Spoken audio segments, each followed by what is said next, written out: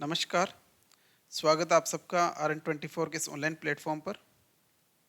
आज के सेशन में बेसिकली अपन जो है न्यूट्रिशन और एलिमिनेशन से रिलेटेड कुछ पीवाईक्यूज़ और कुछ इंपॉर्टेंट एमसीक्यूज़ जो बेसिकली आरआरबी, जिपमर और नॉरसेट के हिसाब से काफ़ी इंपॉर्टेंट रहने वाले हैं, उन सबको अपन ने इसमें इन्वॉल्व किया है। तो करते हैं शुरू। फर्स्ट क्वेश्चन आपके सामने है, when administering mouth care to unconscious client the nurse would place the client into which position. ठीक है, आप जो है अनकॉन्शियस क्लाइंट है उसकी माउथ केयर कर रहे हैं, तो कौन सी पोजीशन अप्रोप्रिएट रहने वाली है? Dorsal recumbent, high Fowler position, supine position और साइड लाइंग पोजीशन। यानी पेशेंट के आप जो है माउथ केयर प्रोवाइड करा रहे हैं, तो माउथ केयर के दौरान आप जो है पेशेंट कौन सी पोजीशन देने वाले हैं, कौन सी पोजीशन आपके हिसाब से अप्रोप्रिएट रहने वाली है? तो जल्दी से अपना रेस्पॉन्स पुट कीजिए। तो डोर्सल रिकम्बेंट यूज़ करेंगे, हाई फॉलर यूज़ करेंगे, सुपाइन यूज़ करेंगे या साइड लाइन आप यूज़ करेंगे? तो बेसिकली माउथ केयर के दौरान जो पेशेंट कौन सा है आपका, देखो अनकॉन्शियस पेशेंट है। कीवर्ड क्या है? अनकॉन्शियस। तो आपको फोकस किस पे करना है? कीवर्ड पे। ठीक है, कीवर्ड है अनकॉन्शियस, तो अब किस ऑप्शन पे आप जाएंगे? साइड लाइन पोजिशन पे। ठीक है, क्योंकि अनकॉन्शियस है तो रिस्क ऑफ एस्पिरेशन बढ़ेगी ना। अगर अपन इसको सुपाइन या और दूसरी पोजिशन अगर करने की कोशिश करेंगे तो रिस्क ऑफ एस्पिरेशन बढ़ जाएगी। That is why we will use side line position for this patient. Next question आपके सामने, when caring for a client taking phenytoin, patient जो है फेनिटोइन ले रहा है, the nurse assess the client's mouth for which side effect of the drug. ठीक है, patient का जो है कौन सी ड्रग चल रही है? फेनिटोइन कंटिन्यूस है, उसको चल रहा है फेनिटोइन, और इस ड्रग का कौन सा साइड इफेक्ट आपको ध्यान में रखते हुए है आप जो माउथ को असेस करेंगे उस क्लाइंट के। ठीक है, तो गम्स हाइपरप्लेजिया देखोगे, थ्रस देखेंगे, डेंटल केरीज देखेंगे या फिर ग्लोसाइटिस देखेंगे। ठीक है, किसके लिए अपन जो है उसको असेस करेंगे? तो बेसिकली किसके लिए? गम्स हाइपरप्लेजिया या जिंजिवल हाइपरप्लेजिया अपन कहते हैं। फेनिटोइन का जो है ये कॉमनेस्ट साइड इफेक्ट है जो फ्रिक्वेंटली एग्जामिनेशन में पूछा जाता है, तो आपको इसको ध्यान में रखना है। चलते हैं नेक्स्ट क्वेश्चन पे। नेक्स्ट क्वेश्चन आपकी स्क्रीन पे है, which data should the nurse review to most accurately assess the client protein store.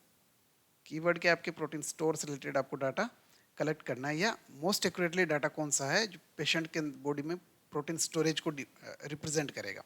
ठीक है, यूरिनरी प्रोटीन के माध्यम से आप पता कर सकते हैं पेशेंट की बॉडी में प्रोटीन का लेवल क्या है, या फिर आप ट्राइसेप स्किन फोल्ड के माध्यम से पता कर सकते हैं, प्लाज्मा एल्बुमिन के माध्यम से पता करना है, या फिर हाइट एंड वेट के अकॉर्डिंग आप बता सकते हैं पेशेंट की बॉडी में प्रोटीन कितना स्टोर है। ठीक है, तो मोस्ट रिलायबल मार्कर कौन सा होगा? तो राइट ऑप्शन कौन सा हो जाएगा? Plasma albumin. अब प्लाज्मा एल्बुमिन क्यों हो जाएगा? देखो यूरिनरी प्रोटीन कब आपको देखने को मिलेगा? जब किसी न किसी की रीनल एबनॉर्मलिटीज आपको देखने को मिली या रीनल डिसऑर्डर से रिलेटेड कुछ होगा तो ही आपको यूरिनरी प्रोटीन देखने को मिलेगा। ठीक है, ट्राइसेप स्किन फोल्ड और बाइसेप स्किन फोल्ड किस में यूज़ करेंगे अपन? फैट मेजरमेंट के लिए। ये फैट की स्थिति कैसी है बॉडी के अंदर उसको जांचने के लिए अपन जो है क्या यूज़ करेंगे? फैट मेजरमेंट के लिए अपन क्या करेंगे? स्किन फोल्ड्स यूज़ करते हैं। ठीक है, तो 4 टाइप के स्किन फोल्ड्स होते हैं, सुप्रा इलियक, सुप्रा इंफ्रास्पाइनस। ठीक है, और उसके बाद ट्राइसेप और बाइसेप स्किन फोल्ड जो है अपन किसके लिए मेजर करते हैं? फैट डिपोजिशन के लिए, फैट की पोजीशन कैसी है क्लाइंट की। तो यहाँ पे फिलहाल अपन किस ऑप्शन पे जाएंगे? प्रोटीन स्टोरेज कौन डिनोट कर रहा है या कौन रिप्रेजेंट कर रहा है? आपके प्लाज्मा एल्बुमिन। ठीक है, चलते हैं नेक्स्ट क्वेश्चन पे। नेक्स्ट क्वेश्चन आपके सामने, use of nasoenteric tube. Keyword पे आपको जाना है, कौन सी ट्यूब है? Nasoenteric tube is the method of choice for administering enteral feeding when a client is at risk for which problem. ठीक है, जो क्लाइंट है नीचे 4 जो कंडीशंस दी गई है उनमें कौन सी कंडीशंस हैं रिस्क पर रहेगा जिससे अपन जो है नेजो एंट्रिक ट्यूब यूज़ करेंगे। ठीक है, तो ट्यूब आपको ध्यान रखना है, एक तो आपको एनजी ट्यूब, नेजोगेस्ट्रिक और नेजो एंट्रिक। ठीक है, दोनों में अंतर क्या है? ये आपको नोज टू स्टमक, कहाँ तक होती है? नोज टू स्टमक, और ये जो है नोज टू इंटेस्टाइन। ठीक है, तो नेजो एंट्रिक ट्यूब जो है आप यूज़ कर रहे हैं पेशेंट के लिए। ठीक है, नोज टू स्टमक नेजोगेस्ट्रिक और nose to intestine nasoenteric. Patient की कौन से पेशेंट के लिए आप कहने का मतलब है कौन से पेशेंट अगर रिस्क पे रहेगा जिसके लिए अपन नेजो एंट्रिक ट्यूब यूज़ करेंगे? डायरिया किस पेशेंट को तो नेजो एंट्रिक यूज़ करेंगे क्या? इन्फेक्शन है तो उसके लिए नेजो एंट्रिक यूज़ करेंगे क्या? एस्पिरेशन रिस्क पे है पेशेंट तो नेजो एंट्रिक यूज़ करेंगे कि, या फिर हाइपरकेलेमिया की कंडीशन आपको देखने को मिल रही है तो आप यूज़ करेंगे क्या? तो बेस्ट रेस्पॉन्स क्या रहने वाला है आपका? एस्पिरेशन। अगर आपका क्लाइंट एस्पिरेशन रिस्क पे है और आपको फीड देनी है तो किस किस मोड से फीड देनी है, नेजो एंट्रिक ट्यूब के माध्यम से देनी है।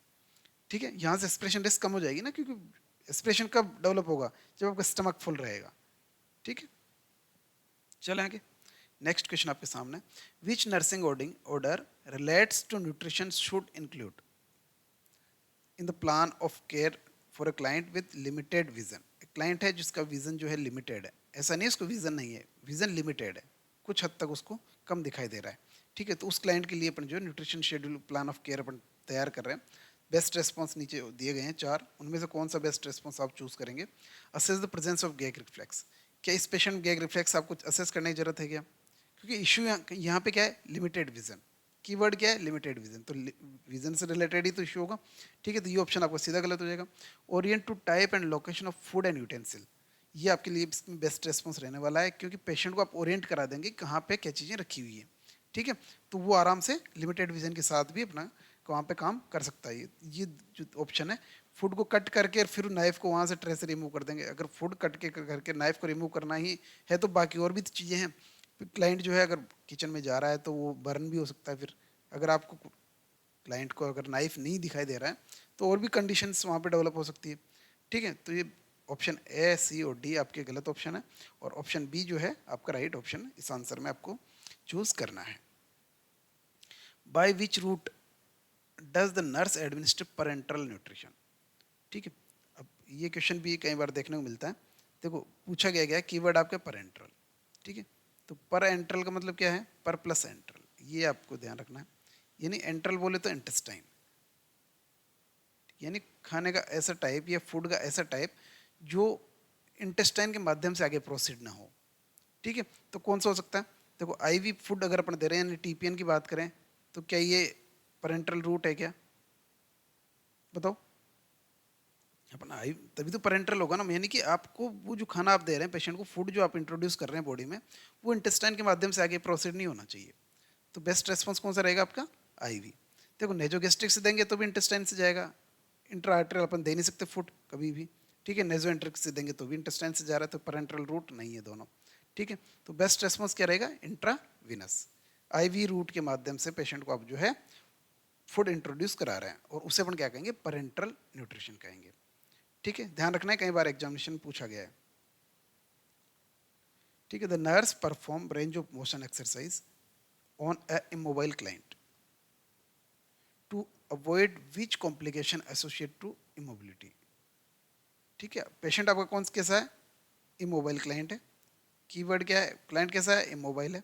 और इमोबिलिटी से रिलेटेड कॉम्प्लिकेशन को बचाने के लिए अपने को क्या चीज़ें करनी है, यानी कौन कौन से कॉम्प्लिकेशन हो सकते हैं इमोबिलिटी से रिलेटेड। पेशेंट आपका इमोबाइल है तो आपको ऐसे कौन सी चीज़ों पे ध्यान देना है जिससे कि मोबिलिटी रिलेटेड कॉम्प्लिकेशन डेवलप नहीं हो। तो यूरिनरी स्टेसिस होगा क्या, नहीं होगा। क्यों नहीं होगा, क्योंकि इमोबिलिटी से यूरिनरी स्टेसिस का कोई संबंध नहीं है। हाँ, अगर बिनाइन हाइपरप्लेजिया है या प्रोस्टेट अगर इनलार्ज हो रही है तो उस केस में ऐसा हो सकता है, बट यहाँ पे इमोबिलिटी की वजह से ऐसा नहीं होगा। कॉन्स्टिपेशन नहीं होगा। ठीक है, डिपेंडेंट एडिमा ये भी नहीं होगा जब तक कि रीनल पैथोलॉजी आपको देखने को नहीं मिलेगी। तो यहाँ पे इमोबिलिटी की वजह से क्या डेवलप हो जाएगा, कॉन्ट्रैक्चर डेवलप हो जाएगा, और उसको रोकने के लिए आपको रेंज ऑफ मोशन एक्सरसाइज करवानी है आपके क्लाइंट को। Next question, which nursing intervention should receive priority when caring for immobile client.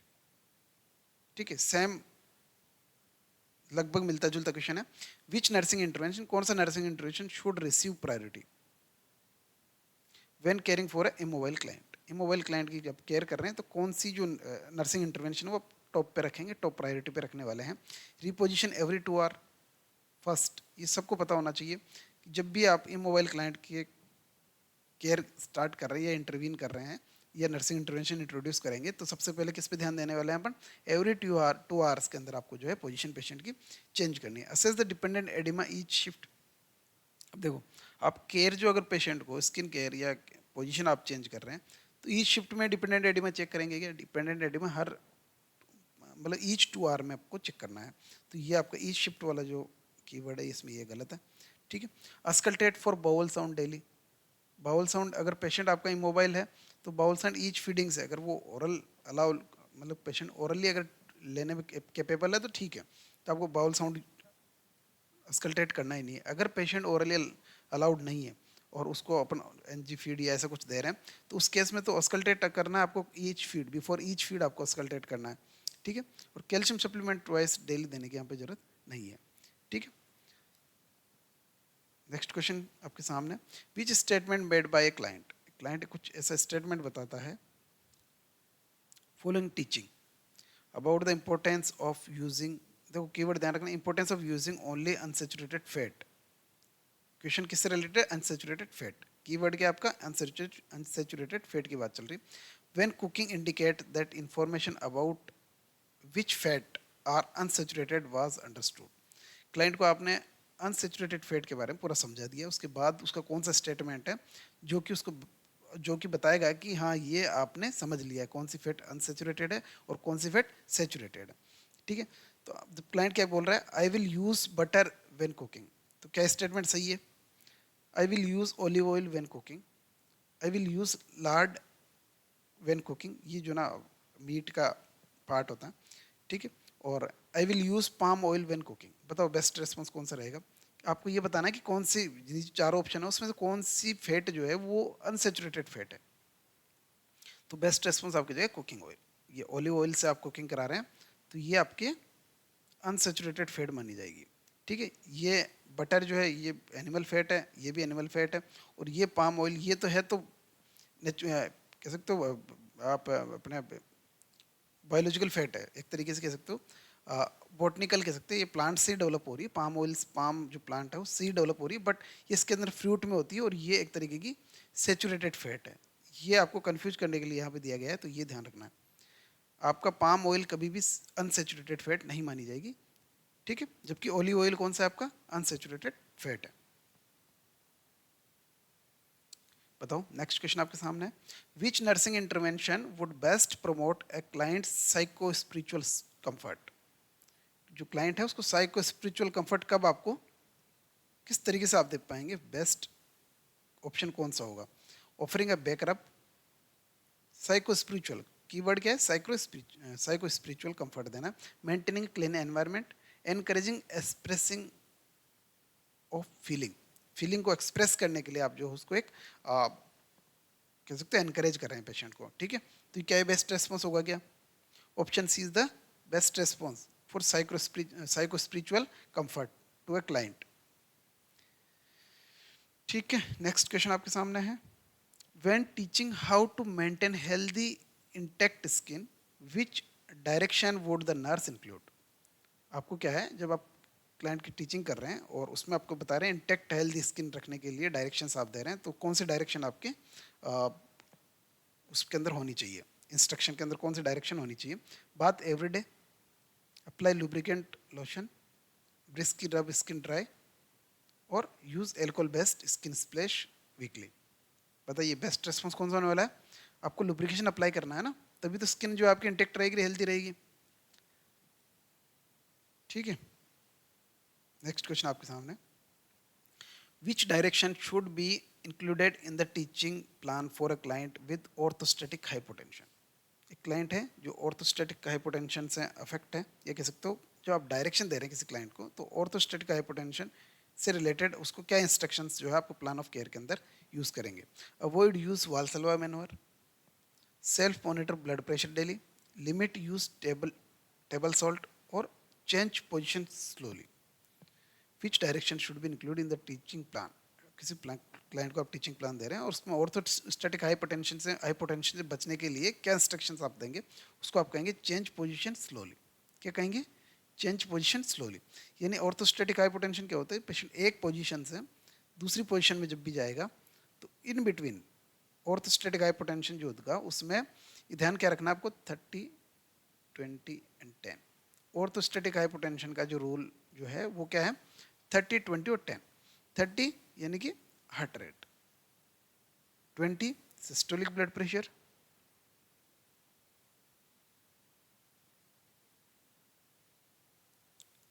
ठीक है, और 10 क्या हो जाएगा आपके? डायस्टोलिक ब्लड प्रेशर, ठीक है। ये सारी जो चीजें हैं ये आपको कहाँ देखने की मिलेगी? Next 3 minute, to change position, ठीक है। जब आपने पोजीशन चेंज कर ली उसके नेक्स्ट 3 मिनट के अंदर ही आपको क्या देखने को मिलेगा, ऑर्थोस्टैटिक हाइपोटेंशन आपको देखने को मिलेगा। और वहाँ पे चीज़ें क्या देखनी है आपको, 30, 20 और 10 का जो निमोनिक्स है वो आपको याद रखना है। 30 HR बढ़ जाएगी, जबकि सिस्टोलिक ब्लड प्रेशर 20 mmHg और डायस्टोलिक ब्लड प्रेशर 10 mmHg वहाँ पे आपको फॉल होता हुआ दिखाई देगा। और वो कब होगा, जब पेशेंट पोजीशन एकदम से चेंज करेगा उसके 3 मिनट के अंदर, ठीक है। उससे 3 मिनट तक अगर ऐसा देखने को मिलता है, this is called orthostatic hypotension, ठीक है। सेशन कैसा रहा है कमेंट करके, कमेंट सेक्शन में बताएं, और मिलते हैं नेक्स्ट सेशन में। तब तक के लिए गुड बाय।